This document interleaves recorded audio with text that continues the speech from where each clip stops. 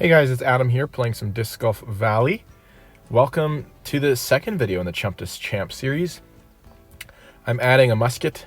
The only reason I'm adding it to be an accurate water skip is because I don't have just a single attribute musket. I won't be using the musket for water skip shots though. I just think if I put windbreak on there, it's gonna, I don't know, I could go windbreak as well, but if I put windbreak on there, it makes it a little bit more accurate than what you have starting out. And this allows the wind to affect the musket a bit more, which is kind of what I'm going for.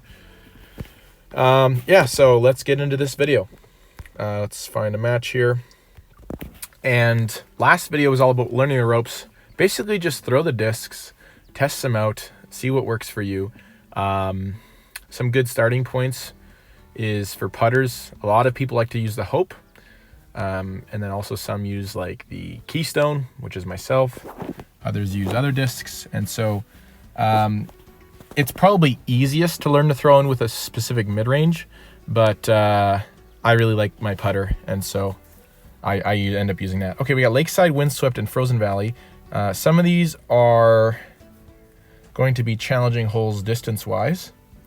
And so like Lakeside 4, we're not going to be able to go for the Albatross because we don't have the discs for it. And this hole here, we're just gonna go with the forehand Explorer, just stall something out, put it near the basket. That's essentially the goal here. The goal is to park things, not to throw things in. And when I am throwing things in, I am making sure that I'm safe if I miss, because comebackers are the enemy of the up-and-coming player. And then as you progress, you don't really worry about comebackers. Like, I don't really worry about comebackers anymore. That's not something I think about too much because I'm comfortable making them.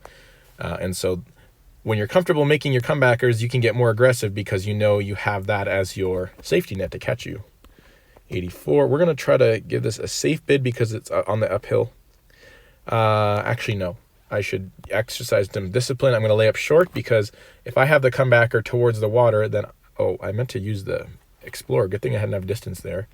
If I had the comebacker towards the water, then what could happen is I could miss and go in the water. And we want to avoid danger. So I'd rather be short of the pin than long of the pin. Brad quit here, so not going to be too much of a exciting video, unfortunately. Maybe we just retire and do another one? Yeah, let's do that. See, bonus started the video there. Right now I don't care about my elo because I'm just doing instructional things. Once I'm done this video series, I'm going to bring myself back up into the top 25 and try to hit 1,000 elo. But there's lots of time for that still, so I'm not too worried. I already hit champ, so don't need to worry about that. Just want to finish at a good spot so my global rankings stay good. But I figured I got some time. Might as well enjoy the ride and the process.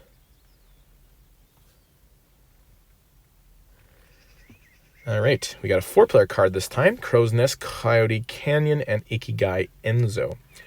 So you're going to see a throw-in attempt on Crow's Nest 9. You're also going to see I'm going to have to get creative with some of these other holes looking like. Okay, so Crow's Nest 9, I can make it to this island now because I got a musket. I was going to go explore to the right before. Oh, no.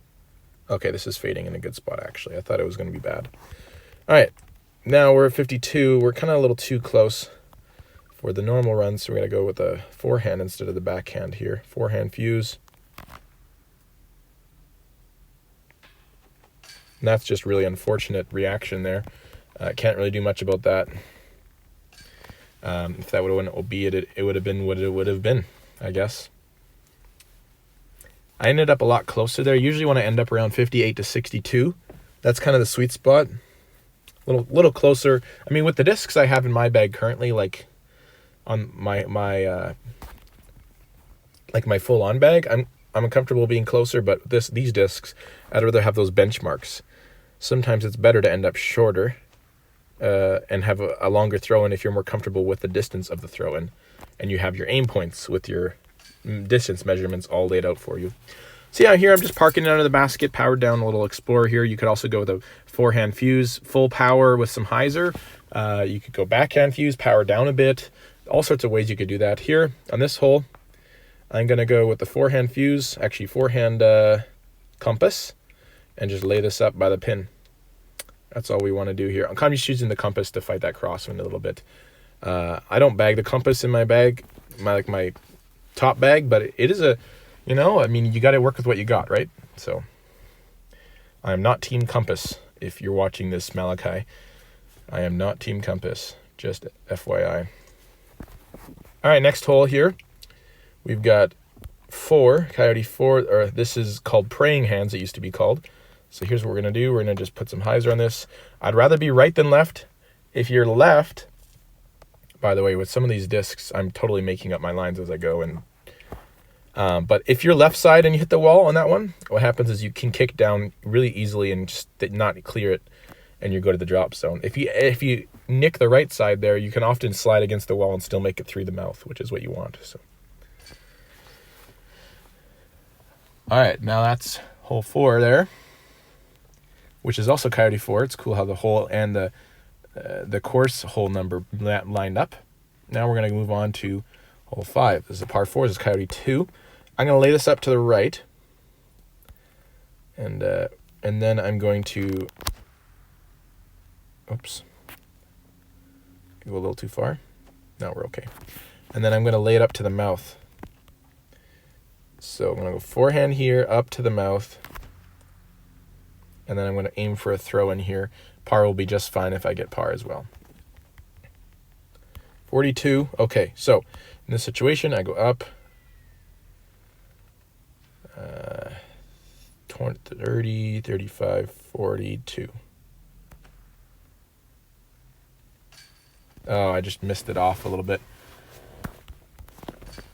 Off my aim a little bit. Oh well. I'm going with the loftier bids with the way I'm playing right now, but usually I aim a little lower. Okay, now we got hole 6 here. We're just gonna go with a, you know what? This is a good wind for the roller, believe it or not. Because the forehand musket doesn't get there as easily. So I'm going to go sky roller, and it's going to be nice and clear. It looks weird, but it is a very, very safe shot with these discs.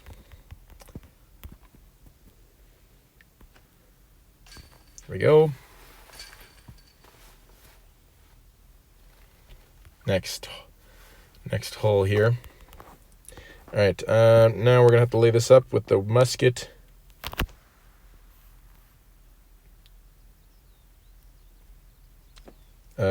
Oops. Yeah, I don't think Enso is for a new bag. This is like an advanced bag course, but it is what it is, I guess. If you pair it in multiplayer, powered down Explorer. Oh! I powered it down so it would become more overstable. I was going to clip this basket, and if I missed, hit the wall, so I stay really short. And I didn't want to end up left, which is why I went Explorer powered down instead of a full send fuse. That's a fun little eagle there. Those discs, that's really good. And now here we got a musket shot. This is, with this wind here, we're going to go with the low flex line, I think. No, do I trust it? I do trust it, actually. Okay, so with the, I don't even remember my aim point for the flex line. This is not a good idea. I got to go backhand here. Well, I got to go with the hyzer line. And then if I end up short, the water skip will help me. I want to end up in this rock wall. Oh, no. Oh, what a tree. I should end up more left towards that rock wall. If I get 3 eagles on Enso with this bag, that's just disgusting. Yeah, normally you end up in that rock wall a little higher up there. I'm just not used to these discs, making them work for that. All right, now we got Enso 9. Well, this is Enso 8 or 7, but this is hole 9 of our course here. What I'm going to do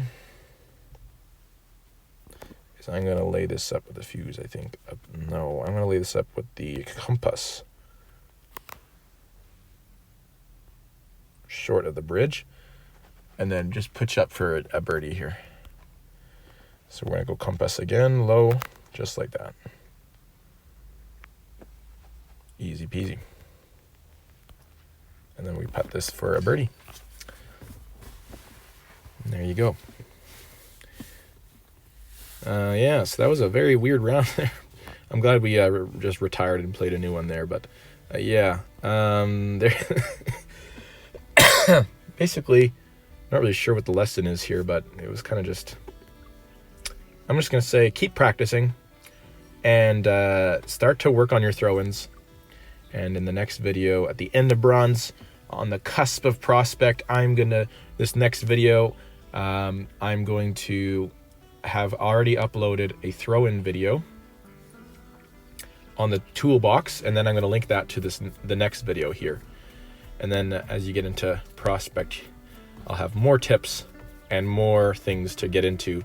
Once we deal with throw-ins in the next video in bronze, I'll be adding a putter to my bag, adding my keystone because you're going to get further along, and I'm going to add a recoil. I'm going to add a recoil because those are available in Challenge of the Valley pretty easily. Maybe, okay, a recoil or a glide musket. We'll see. I think we'll go recoil though. Yeah, I'm going to add those discs to the bag and see how it goes.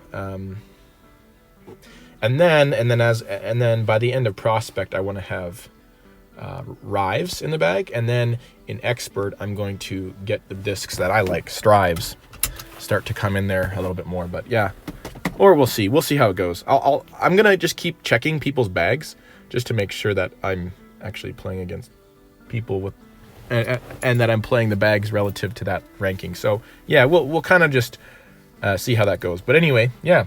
Keep practicing, learn those throw-ins. That's my tip for this video. Keep working on, test out different discs. I would say avoid overlap on your discs and try to get discs that do different things, different types of flights. You have an overstable disc, you have an understable disc, or you have a straight flying disc.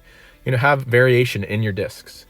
And this video just goes to show you can win with minimal discs at this level. And see me, and I was actually playing prospect people, not even bronze people. So even though I was in bronze division because it wouldn't match up with anyone with bronze. So yeah. Anyway, I hope you enjoy that, and we'll see you later.